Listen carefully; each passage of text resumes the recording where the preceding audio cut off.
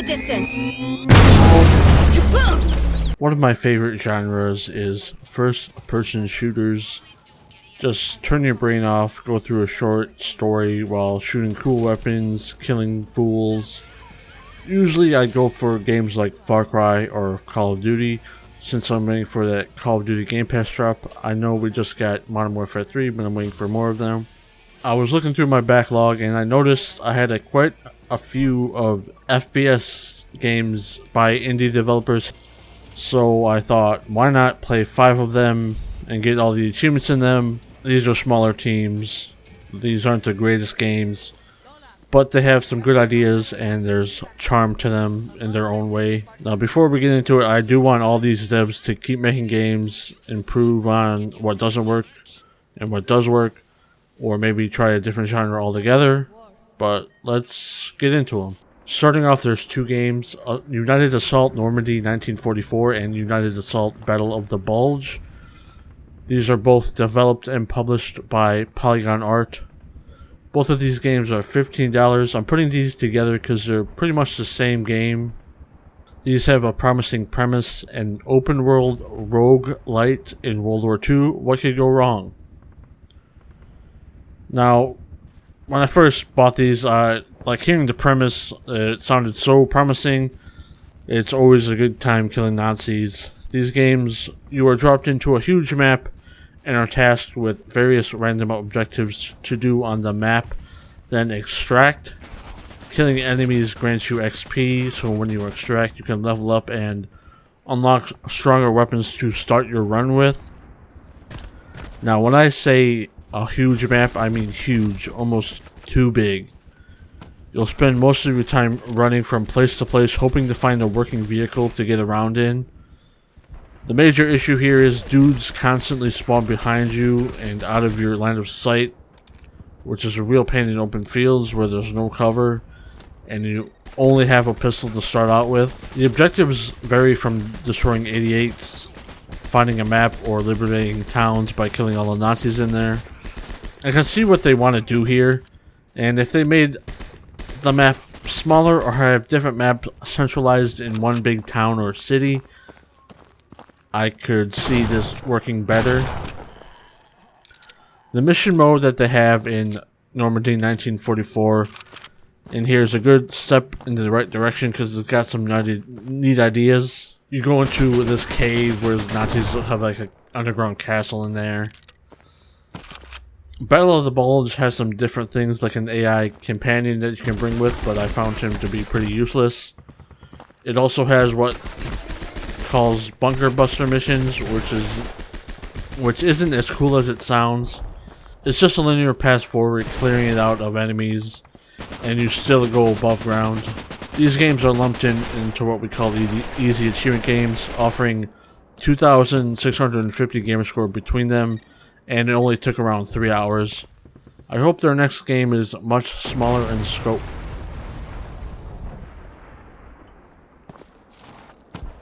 Next we have Madness Beverage. Funnily enough, I was actually planning on doing like an achievement walkthrough for this game, but scrapped that idea because other things came up and that was a good idea not to do it. This is developed by Console Labs and Blue Sunset Games and published by Playway, which is a purchase price of $19. This can be a bit steep for some, but to the game's credit, it does have a lot of content. Since there's an achievement I'm playing on hard, that's what I played on. You play as Jacob, a merc who is investigating a radio tower that's broadcasting a signal. This game is structured like the old school shooters like Doom. There isn't a lot of ammo available and levels on hard mode, but after each mission you can actually go back to the space market and top up on ammo. The gimmick here is the Madness Beverages, which gives you buffs and debuffs at the same time. That's what Manos had, the big guy in the beginning of the game, used to defeat us. We go through various levels with each having a boss to defeat and a drink to grab. Playing on hard, I found the encounters aren't that fair. Sometimes there's too many enemies firing projectiles and you can't safely strafe out of the way, so you'll always take some damage. Don't get me started on the last level, which is just a hallway with 2 wraparound alcoves on each side. The enemy designs are pretty cool in here, but not much varieties. These hands that come rushing towards you are such a pain because if they hit you, they take so much health away. There's a decent amount of weaponry in here. The best weapons are the shotgun, minigun, and the force gun. Sure, Doom has the BFG, but man, this Beverage has the FSG. Unfortunately, the game breaks sometimes in pretty badly in some aspects, like doors not opening or no enemies spawning. This happened to me too many times on one level. From what I noticed while playing, you're supposed to kill every enemy in an area in order to proceed, but they either sometimes spawn too far away or some not at all, and it breaks in other ways too, which is good for us because you can break the AI in the Manos fights by circling and punching him. That's how I beat him for the last time, which was pretty funny because I didn't have much ammo left, didn't have much health left. These beverages here don't add much to the game, but the buffs are decent in some situations, but be careful. If you drink too much, you'll get poisoned, which there is an achievement for, so just do it once. Around each levels, you can get some collectibles that show off some dev art, models, or concept art, which is cool, but the real reward is the rocket launcher with unlimited ammo, which is key to beating 100 waves in the Coliseum mode. Which, if you don't have that rocket launcher, just do not attempt Coliseum mode. You won't be able to do it because the enemies spawn too quickly, there's too many of them, and your weapons that aren't a rocket launcher do not do enough damage. This took me 14 hours to grab all of the achievements. Remoteness is unfortunately the worst game in the bunch here, and probably in the top 10 that I've ever played, and I've played a bunch of games. Developed and published by KR Games with an eye-watering $20 tag with poor reviews on the Xbox store. So for this one, I'm playing on easy. There's no achievements that require you to play on harder difficulties, which is great. But right off the bat, the camera was horrendous. You can make it a little better, but not by much. The goal of the game is to hack 8 computers that are around the map, then go align 4 beams. I actually had to give up playing this game without any help. Thankfully, someone made a platinum trophy walkthrough. Even though the video is 2 hours, the game took me 8 hours. If there was no guide, I'm not sure I would have been able to finish this one. I'll link the video I used in the description below, and I'll put a little tag up here. This has bad combat, bad weapons, and you'll be fighting the controls the whole time. Don't get me wrong, this game does have some charm hidden under all this badness, and some ideas that can be fleshed out. Our character has asthma, so every once in a while you'll need to find some injectors, or you can buy some in the subway so you're not dying and out of breath. This game doesn't have a real map, just a small mini-map, which is just plain annoying. Remoteness also has one of the worst hacking minigames I've ever played. In this footage, can you tell what you're supposed to do? At first I thought it was all about the color, but it's actually about the lines exactly. But even then, the game can cheat you out of doing it the right way. You have to be pixel perfect. It also has some of the worst platforming in a game I've ever touched. The controls are rough, and the geometry feels like it is too small for your player model not to collide with the walls. I'll let this clip show instead of me just telling you.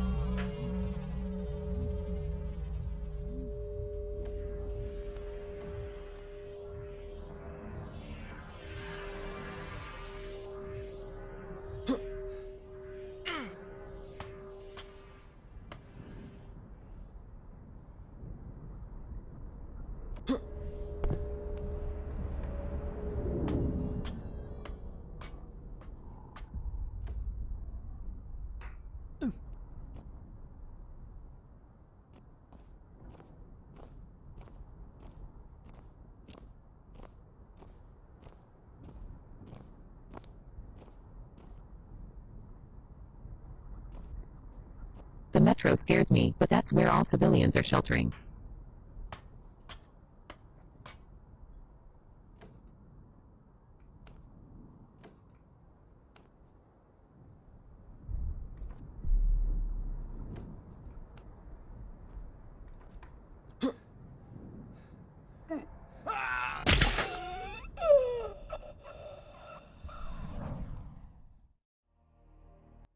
The devs over at KR Games really bit off way more than they can chew here.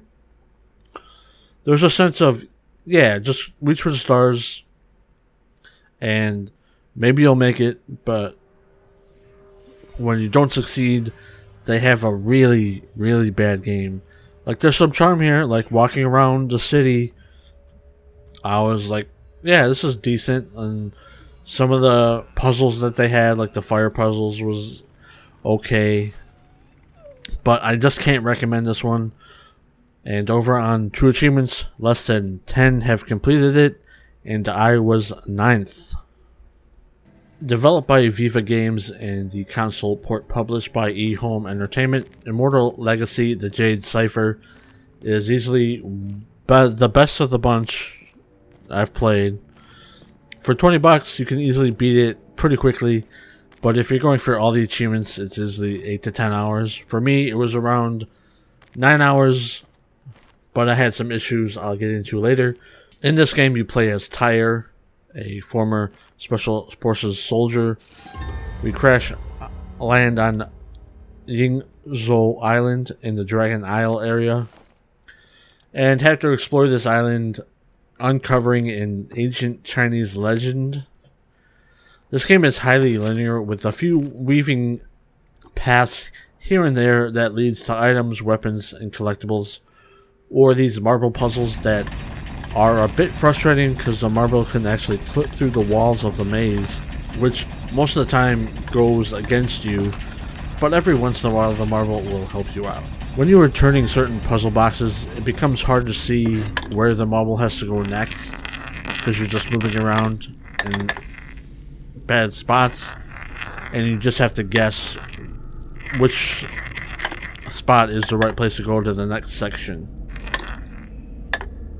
With that and the nature of the level designs and cutscene direction, I originally thought this was a VR game first, but when I looked at the Steam release dates, the non-VR version came out first.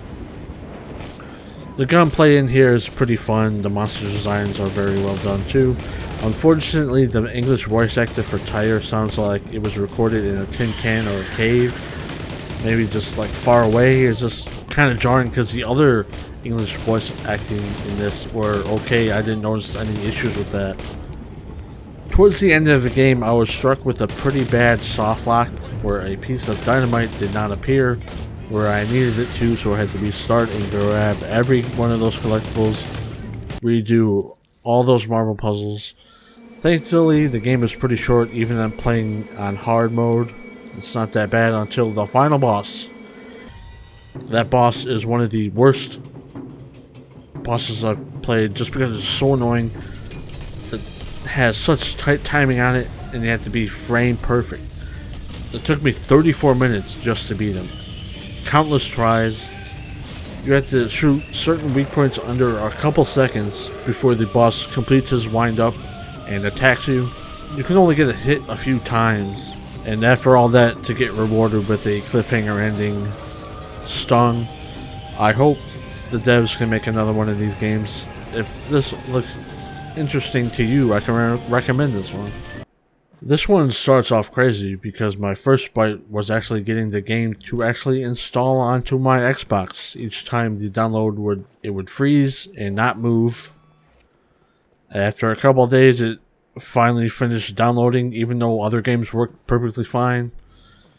It's one of these issues like I've never had before, and it's just only with this game. Developed by Texelworks and published by East Asia Soft. This is another $20 game. On the store page, 41 hours boasts a 20-hour campaign, environmental puzzles, powers, and a wide variety of weapons.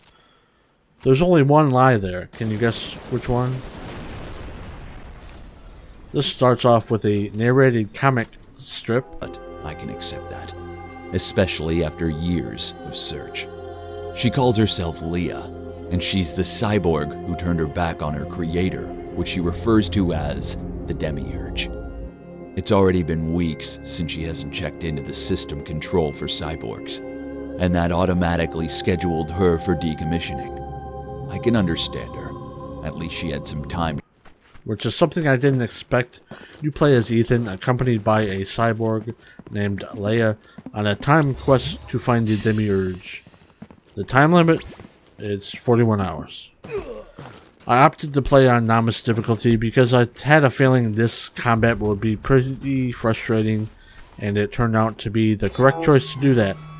The enemies in here cannot miss and deal heavy amounts of damage. Combat is rough because the game expects you to always be moving and getting close, and the enemies have insane aggro range. The enemies can also spawn in front of you and behind you, to the sides, and there's some ones have a lot of health.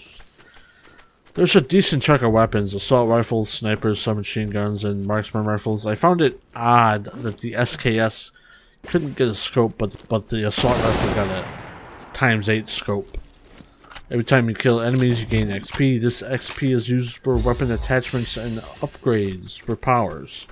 The only power that's worth anything is the slow-mo, which is mandatory in fights, so you can shoot dudes and easily dodge their attacks. Once I got the achievement for 3000 XP, I tried using the cloaking power to run past enemies. This game gave off major indie Crisis vibes with the powers and how the levels are large open areas. These levels are way too big for what they are, just running from point A to point B to grab an item, maybe watch a flashback comic strip, then go to the end portal. 41 hours is a mishmash of ideas that skip over story bits, or when we go to pick up an item for an objective, we are rewarded with information that is not relevant to the task at hand. We go from mountain ranges, forests, to Greek temples, islands in the Pacific, deserts, frozen tundras. We fight robots, normal men, and then chapter 5 we fight some zombies. The self-described environmental puzzles are really just stacking boxes with your telekinesis powers, and annoyingly you can't easily rotate the boxes the way you want to, and sometimes you'll just knock your whole tower over and have to restart. During the comic strip scenes, it has some of the worst voice acting I've heard in a while. Extract the logs. I know you want to go to the Demiurge to stop the countdown timer, but there is a safer way to do it. Okay, you have my attention. In one of the Greek islands, there is an ancient temple where we have buried stolen technology from the state security. I was very disappointed with the ending, and it didn't make any sense to me, just because all the jumping around from point, and some skipping of the story, it seems. The final runtime for all the achievements was 9 hours and some change, so not quite those 20 hours as advertised. The lesson to be learned here is that indie games are still pretty great. All these games have some neat ideas, but they just couldn't get it together, and playing them, they show their charm in different aspects of the game when you're experiencing it. I hope each one of these devs get to make another game in the FPS genre, or have a chance to try something new. If you are planning on playing any of these games, let me know in the comments below, or if you want me to check out other indie FPS games, let me know. Give me some recommendations. Don't forget to like, comment, subscribe, and I'll see you in the next video.